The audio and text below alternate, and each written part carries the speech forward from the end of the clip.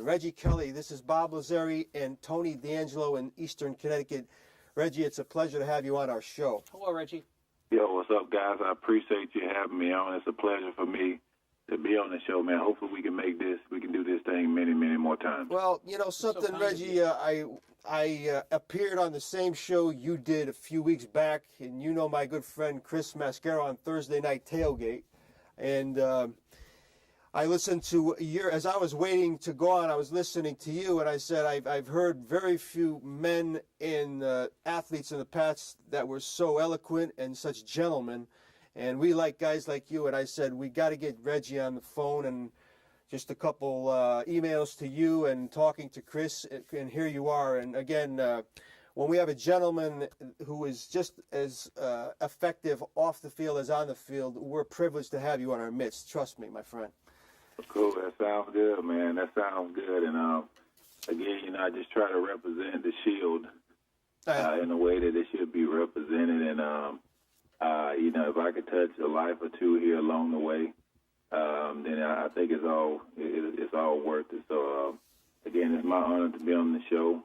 I know you guys do a great job, and I also wanted to make sure just see how everything was going with you guys as far as the hurricane, to see if you guys are safe and if your families are safe as well. Well, it's so kind of you to ask, and I know you checked in via email with me the same way, Reggie. Tony and I are inland.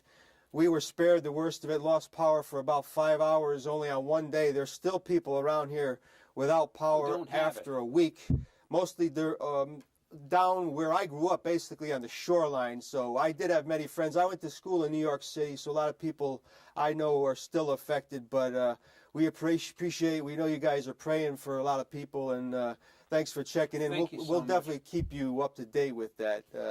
Hopefully the next time we speak, things will be much better. But I wanted to give our viewers at home a little background on Reggie. Drafted by the Falcons, Tony, in the second round of the 1999 draft out of Mississippi State. Went on to play 184 games in the NFL with the Atlanta Falcons and the Cincinnati Bengals. Played for 3 different coaches. We'll get to a little bit of that as we go along. But again, Mississippi State, Reggie, you must have been crushed by that Texas A&M loss the other day. Those were 2 top 20 teams going at it, and your guys came up a little short this weekend. Man, we came up a lot of short this weekend. It was, to be honest, we've been pretty much heartbroken over the last couple of weeks. First I really got my hopes up high when we was playing the Alabama Crimson Tide team. Obviously, they are the number 1 team in the country, and rightfully so. But throughout my collegiate career playing Alabama, even when they were highly ranked, it's always been a great matchup between the Mississippi State Bulldogs and the Alabama Crimson Tide. But this year, for some odd reason or not, the guys may have been a little bit nervous here and there, but they didn't quite perform the way that we thought that they would. So I was thinking that, that it would be a good opportunity for the guys to really get their confidence back and to bounce back from a tough game against Alabama, against the Texas A&M team. Coming down to our, neck of the woods in Stark Vegas, I thought the guys would really, really pull a great win and really get their confidence back, but it didn't quite go that way. They pretty much ran us up and down the field. I think that the team was really, Texas A&M was really, really focused and honed in on the little mistakes that we were making, and they capitalized on them. My hat's off to them. They played exceptional football in all 3 phases of the game, and they deserved that win. They sure did. And again, we're on the phone with former NFL tight end Reggie Kelly. A few ways to follow Reggie too, Tony. I'm going to throw this out there. He's on Facebook, the Reggie Kelly Fan Club. On Twitter, at Reggie Kelly 82. Also, Reggie's company, at Kaivon82. We'll get to that too. ReggieKelly82.com. Bunch of ways. We'll throw these out at the end also. But we always ask the former players we've had on this show, Reggie, usually about the favorite teams when they grew up and maybe the favorite players that you followed when you were a kid. Oh, man, my favorite team growing up was the San Francisco 49ers, and they've been my team for a long, long time. I used to always love watching guys like Joe Montana and Roger Craig and Brent Jones, obviously Jerry Rice, and the list goes on and on. I mean, those guys just I can remember after we would leave church on Sunday mornings, I couldn't wait till the preacher gave the final benediction so we could rush home and watch NFL football, and we did it, man, and we enjoyed it. And even after the games, all the neighborhood boys would gather into somebody's backyard, and we would like imitate our heroes, catch some of the same touchdowns, do some of the same touchdown dances, make some of the same tackles, all in hopes that one day that would be us. And lo and behold, I always dreamed of one day, throwing on that gold helmet for the San Francisco 49ers. That never came to pass, but they, even though I played 13 years in the NFL, they are still one of my favorite teams of all time. But I tell you, man, I just I really, really enjoyed football, and I'm a fan as to this day. It doesn't matter how long I played in this game. I just love just being around the NFL locker room. I love the smell of the locker room. I love the camaraderie with your teammates. I love to have your brothers arm in arm, neck and neck, battling together for one common cause of victory and prepare your team further and further, hopefully in the playoffs. And so I'm just a big-time fan, man. Anytime I see icons or guys who've done it and done it well for a long time, I always try to get autographs from those guys so I can have, a lot of memories down in my basement. So I'm a big-time football fan. I always will be, and hopefully in some shape, form, or fashion, even when I'm done and hanging up the cleats, I'll be affiliated with the NFL, either coaching or in the front office. Yeah, we hope so. That would be some addition to some staff. But when Tony and I were reading your biography, you went into detail, Reggie, about those backyard football games and how everybody wanted to get to that NFL. So when I was just wondering, when you got your name called on the stage in the second round of that draft, there must have been incredible emotion for yourself and your family at the time. I tell you, man, I can remember the day as if it was yesterday. I'm a country boy from Aberdeen, Mississippi, so I didn't have, any kind of big draft parties or anything like that. I was dating my high school sweetheart still at that time. Her name is Sheila, and so basically we just had a small gathering at my house in Aberdeen. It was just my dad, my mom, my brother, and my girlfriend at the time, and she's my wife now, and we just sat around and just watched the draft. And my agent told me, he said, you should get picked up somewhere around the end of the first, I guess the first round or somewhere around the second round. And so I was sitting on pins and needles, and I'm from a small country town, so everybody pretty much knew that I would get drafted. But I was just sitting there watching the NFL draft, and next thing you know, a phone rang in the back of our house, and my dad got up and got the phone, and he answered it, and then he came to me and said, well, Reggie, the telephone is for you. Me being a young guy, I'm wondering to myself, who could be calling me at this hour? Who would dare interrupt me? Everybody in town, the population of my town is only about 4,000 people, so everybody knows that I was watching the NFL draft, and so I'm wondering, like, who could be calling me at this time, interrupting, this special moment? And my dad was like, Reggie, I really think you need to take this phone call, son. And so reluctantly, I got up, stormed in the back, answered the phone with a little bit of, irritation, a little bit of anger in my voice, and lo and behold, that anger quickly melted away. Because on the other end of the phone, it was none other than head coach of the Atlanta Falcons, Dan Reeves, a legendary coach, might I add. Oh, yes, sir. Yes, sir. Everything was yes, sir. Yes, sir. Anything you need, sir. I'm here, sir. At your service, sir. And so he just asked me a simple question: "Is Reggie, would you like to become a member of the Atlanta Falcons?" Wow. And man, at that point, I was so elated. I mean, I was so excited, but I had to play it cool. I had to play like I had been there before, and I just said, yes, sir. I would love to become a part of the Atlanta Falcons. And the rest is history. I hung up the phone with him, went back into the front room, and lo and behold, I saw my name running across the screen. Reggie Kelly, Mississippi State tight end, drafted by the Atlanta Falcons in the second round. Yeah. Man, it was a dream come true. Still feels surreal. I'm getting goosebumps just telling you guys the story because, man, this is something that I've always dreamed about.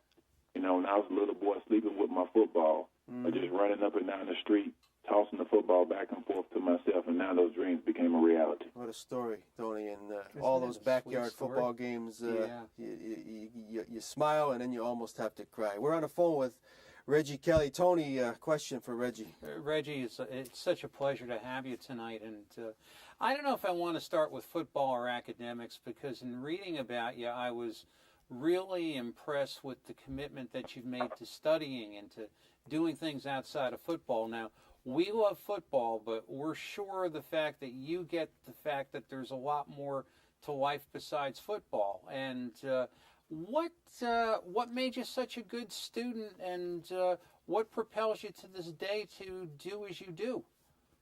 Well, obviously my parents had a big influence on me.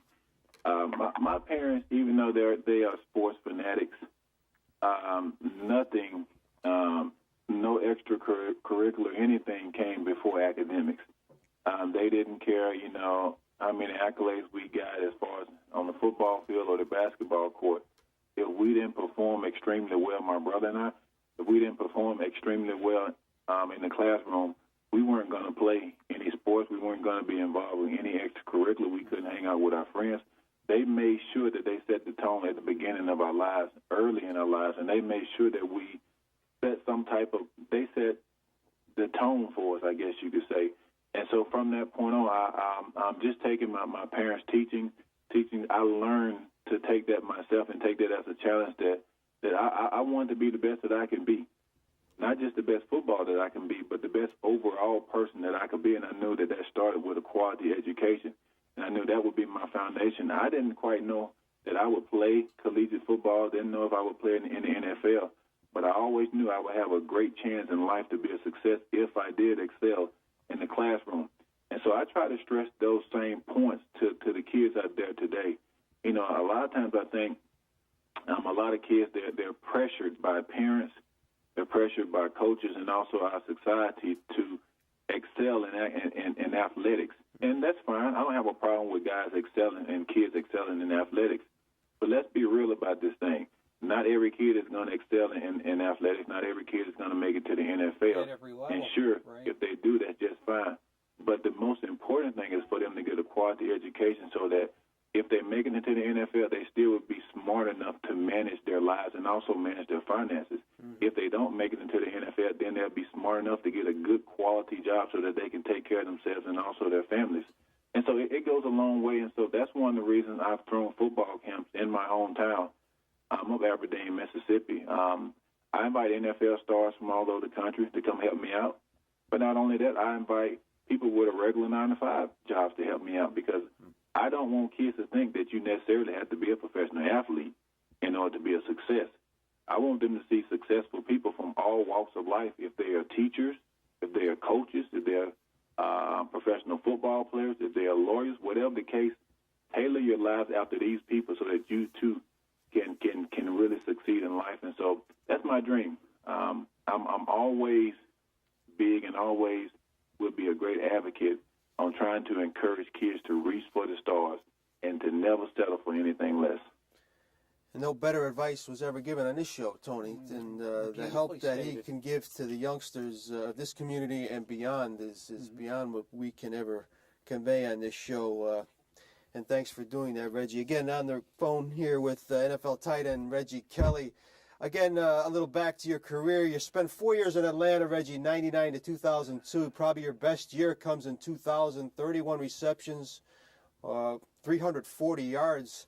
Even though the Falcons had a 4-12 season, but you were playing under Dan Reeves at the time. You end up in Cincinnati in 2003, where you spend the majority of your career, Reggie. Now, Dan Reeves, you think of offense, Tony. Now, he goes to Cincinnati, and he's playing under Marvin Lewis, who's considered a defensive guru. I just wanted to get your thoughts, Reggie, about the role of a head coach in general on a football team. I mean, you probably have more to do with your offensive coordinator, but maybe you can compare Reeves and Lewis for us. Well, I'll be honest with you. Even though those guys they specialize on different sides of the football, they were still both very similar. I can remember when I initially signed with the Cincinnati Bengals.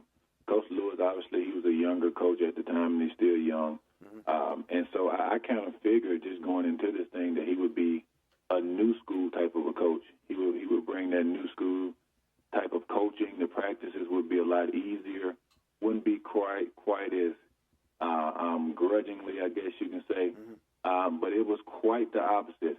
He definitely reminded me of Coach Dan Reeves from head to toe. The practices were long. They were gruesome. They were very physical. And he coached the type of football where he says you need to always put your head down, get your shovel, and continue to dig and dig deep until you dig out a winning season. And that's the same thing that Coach Dan Reeves preached. Now, even though, again, these guys, even though Coach Reeves was an offensive guru, Coach Marvin Lewis a defensive guru, but by the same time, they just have so many similar qualities together. And when I even think about even Coach Mike Smith, who coached for the Atlanta Falcons, Coach Marvin Lewis and Coach Smith coached together with the Baltimore Ravens. And when I came here to Atlanta last year, I mean, it was kind of like, man, Coach Lewis is still here because they have the same philosophy. And that's what you would notice around the NFL. The really good coaches, they take little bits from each of each other. And those good coaches, they normally have the same message: to play hard, to play tough, and to play with some type of discipline. And I've been fortunate. I've been very blessed throughout my career, not only in the NFL but also in the college ranks, because I had that same type of coach with Coach Jackie Wayne Sherrill with the Mississippi State Bulldogs. And so, like I said, it's been good to be able to play with and play under legendary coaches, but coaches that really cared about their players and really care about the integrity of the game of football as well.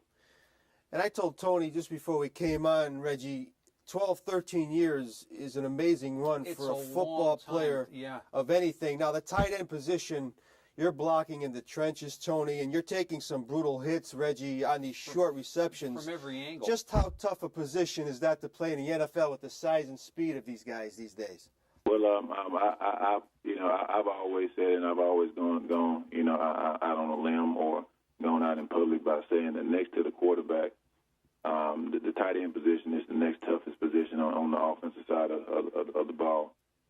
Simply being, most tight ends, especially in my era, you have to block like an offensive lineman.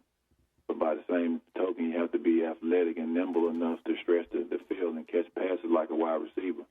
And by the same token, you have to be smart enough to be a fullback or an H-back, like we call it, to block and pick up blitzers also in the backfield. You see guys like Heath Miller, who's been doing it for years with the Pittsburgh Steelers, very smart, a tough guy, but can also stretch the field again like a wide receiver.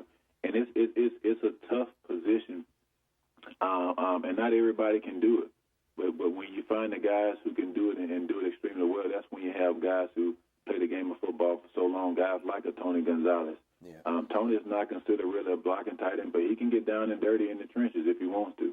And trust me, I've taken note of that, especially when I played with him last year. Yeah. And it's a position that you have to have a lot of character, you have to have a lot of focus, and you have to have a lot of discipline about yourself, because if you don't, you can tend to do one part of your game and be good at one part, but then let the other part of your game really slip. For running backs, for the most part, what they have to focus on is just run the football. Sure, they have to block here and there, pick up blitzes, but for the most part, run the football. Same thing for receivers. Their main job is to just catch the football.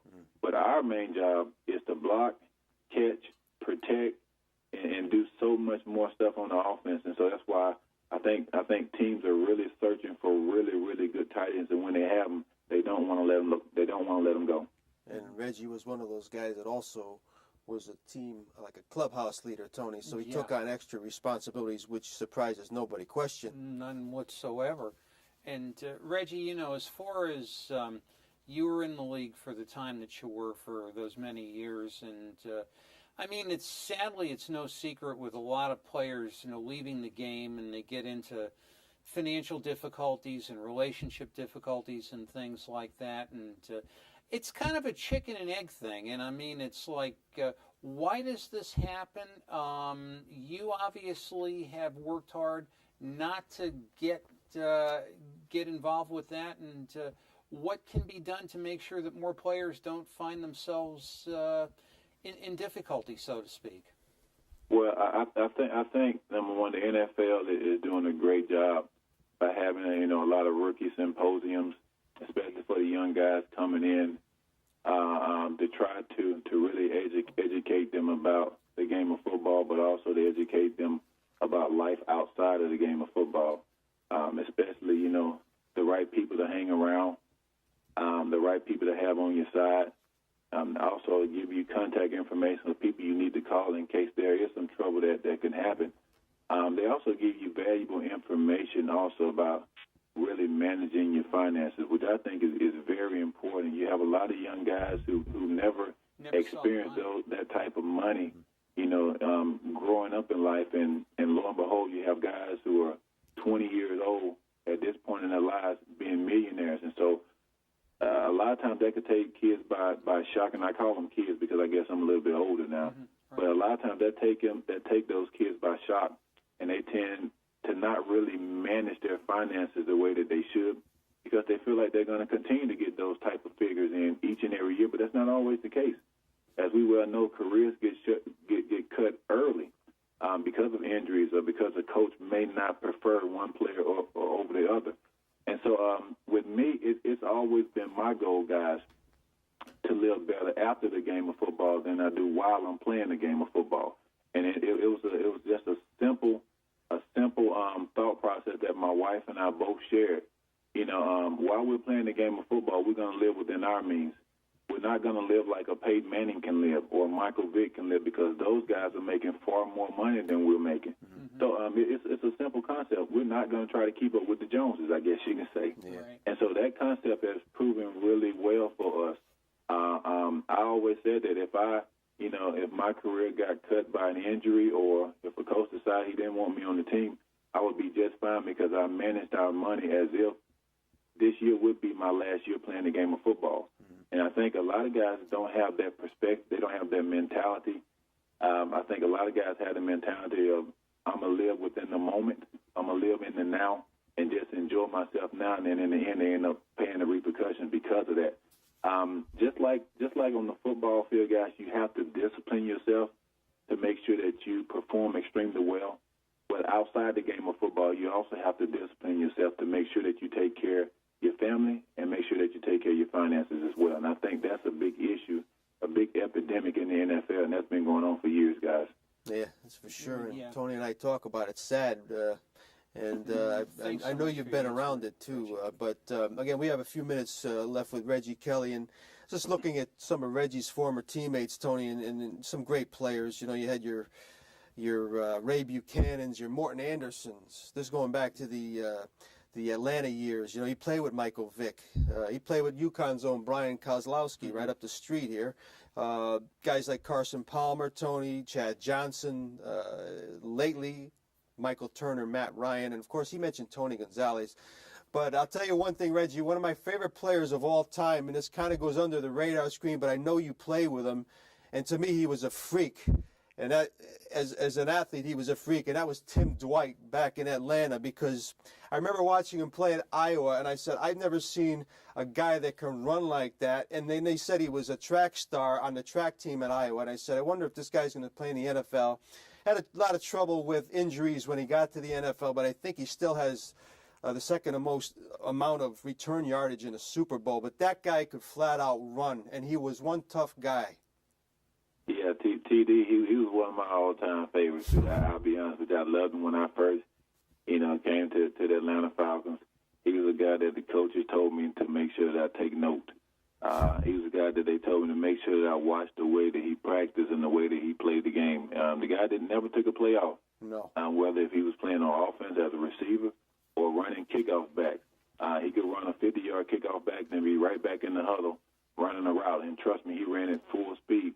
Because this was a guy, like you said, a lot of times fans, they notice a lot of the big superstars in the NFL because they're a household name.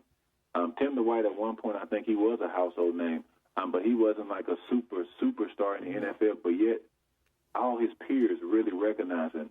All the players that he went up against really respected him, and really coaches had to game plan extremely well to stop a guy like this, because you can never stop heart. When a guy has heart, when a guy has determination, it's hard to coach against that. It's hard to game plan against that, and it's definitely hard to defend that. And that's what he brought to the table, and I think that's the reason why he was such a vital force for the Atlanta Falcons. Yeah. That's the reason why he did so many great things with the Falcons. I was sad to see him go, but obviously the team, wanted to make a big-time splash in the draft by getting Michael Vick, which proved to be a really great pick. But Tim DeWright had a really, really great career with the Falcons. I think we traded him to the San Diego Chargers. Yes. I think he played well there also. Not quite sure what Tim DeWright is, but, man, I tell you, he's a guy that I really, really watched early in my career. And because of that, I learned a lot of things from him, and that helped me work hard, too, throughout my career. Yeah, he, again, combined strength, speed, Tony, heart. He was one of those overachievers, if you could say that, with all that talent he had. He was still that kind of overachieving guy. And when I watched him in college, I said, my goodness, I don't know if I've ever seen a guy in a football field like that. And I think he at one time was the most dangerous player in the NFL. People just weren't aware of his kind of talents. He was that kind of guy. But he does run his own foundation now, Reggie. Gives us scholarships. In fact, I contacted his founder. Hopefully we can get him on the show. But we'll pass along our regards if we do get to speak with him. We'll make sure we do that. But before we let him go, Tony, we wanted to mention the book, Reggie's book, which was Prepared, Body, Mind, and Spirit. Now, reading about that, Tony, of course, Reggie's strong faith, and he has a passion for helping others achieve his goals. That's the thing here. A quote on his website said, "I am trying to encourage people to never give up, never let circumstances allow you to become bitter, but instead let the circumstances to allow you to become better."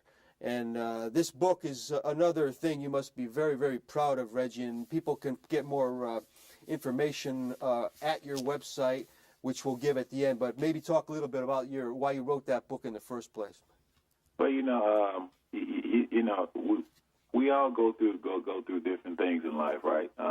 Some things good and some things bad, but we tend to learn our greatest life lessons, I think, through the tough time, through struggle, I believe. And so that's one of the reasons I wanted to write this book. I wanted people to realize that regardless of what you go through in life, regardless of how tough it is, remember that those things are really placed into your life to get you prepared for something bigger and better in life. And ultimately, I believe God placed us all down here on earth to get us prepared to go to heaven. I mean, we're all going to go through difficulties in life. I think Reggie Douglas said it best: if there's no struggle, then there's no progress. Mm-hmm. So struggle does bring progress if you look at it from the right perspective. And if you look at it from the right perspective, man, you can have a great impact on people's lives. Because trust me, man, again, I played the game of football for a long time. And in football, it gives you a great platform. People can see you at your best when you're winning, but they can also see you at your worst when you're losing if you decide not to handle things the right way. People are watching your every move, especially being on the platform that we're on. And so I want to make sure that I lead by example. When things are not quite ideal, I want people to see me with a smile on my face and handle those adversity head on, like a man with integrity should handle adversity. You know, again, this life is not about Reggie Kelly, guys, and I've been adamant about saying that. I believe I was put on this earth for a great purpose to help others to be the very best that they can be, especially others who may have low self-esteem, others who were put in a position where they're in single-family homes and they've been neglected or not properly nurtured the right way. You know, there are kids all over this country and even all over this world that people tell them what they can and what they can't do. Well, I'll be the one that can step in the gap and let them know what they can do. Mm-hmm. And let them know that, yeah, you do have a future. You do have hope.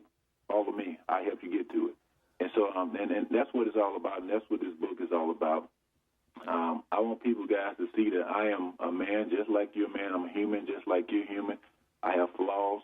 I have mistakes I make, but yet I can get up and dust myself off and still keep moving on to a bigger and better life. So I was excited about the opportunity to read this book, and I've been getting some really great comments from people. And again, whenever you get comments from people saying that the book has really helped them out, again, that's what it's all about.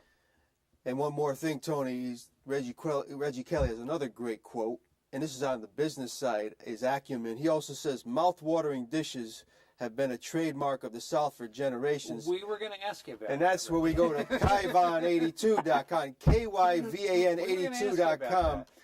If you go to that site, folks, Reggie has a bunch of yummy things you could either order online. They're available at various stores in Mississippi. Tony, I'm talking about some good Southern stuff. Yeah. Barbecue sauce, honey apple butter, salsa, which Chris Mascaro told me about is out of this world. And you could look at some pecan pie, Tony, and baked beans. And you know, we just ate a big meal, so it doesn't bother us too much. But I was reading it yesterday, Reggie, when I was hungry, and I was dying over here. But that must be something you're proud of too, man. And nobody does it like the Southern home cooking down that way. Yeah, man. Well, you know, I got all my cooking skills from my grandmother and also from my mother and father as well. You know, I grew up with a family of cooks, and lo and behold, I married a Mississippi girl who can throw down in the kitchen too. So, you know, it doesn't get much better than that. And so, you know, again, you know, when I threw those football camps down in Aberdeen, you know, I invited, like, again, those NFL players and coaches to come down and help me out from all over the country. But afterwards, I let my family cook for me, man. They were just going nuts and bananas off how good the food was down south. And they did, and a lot of my teammates told me, they was like, man, it's hard to get down south flavor like this anywhere else. And so that's when pretty much the light bulb came on. And I thought, well, if people really like this down south flavor so much, why not give it to them all over the country, all over the world? And so that's how Kaiven was born. So we started gathering up our family secrets, taking them to manufacturers, and now we have before our eyes Kaiven Soul Food Selections. And so it's been really expanding really well. Walmart stores have really, you know, been excited about these projects and these food items, and we're continuing to spread throughout the southern area, and we're going to continue to go up north here soon. So I appreciate you guys, you know, talking about it. I appreciate you guys with, you know, all the help and everything you guys been doing for us as well. But we're going to continue to market this food line, and hopefully people will appreciate the goodness. Oh, do that, please. And again, that's KYVAN. You have your heart in it, my friend. You really do. KYVAN82.com. Again, bio information about his book and everything at ReggieKelly82.com. You can follow him at ReggieKelly82 on Twitter. You can go to @Kaivan82 on Twitter, Tony, and go to Facebook, Reggie Kelly Fan Club. Listen, we can go all night with you, but because you've been such a gentleman. But Really Reggie, are. we'll talk down the road. We want to thank you on behalf of our staff and our viewers for being such a tremendous guest and all the great advice you give. We'll be in touch, and hopefully we can talk again soon, my friend. God bless you. No doubt, no doubt. It's been my pleasure, man. Bob, Tony, man, y'all keep up the great work. Continue to represent, man. And anytime you guys want me to come on, it'll always be my pleasure. Well, we're honored, and we're going to take advantage of that, and I will be in touch with you very shortly, my friend. All right, thanks, guys. Have a Bye-bye. great Good night. night. God bless. You Thank too. you. You Good night. too.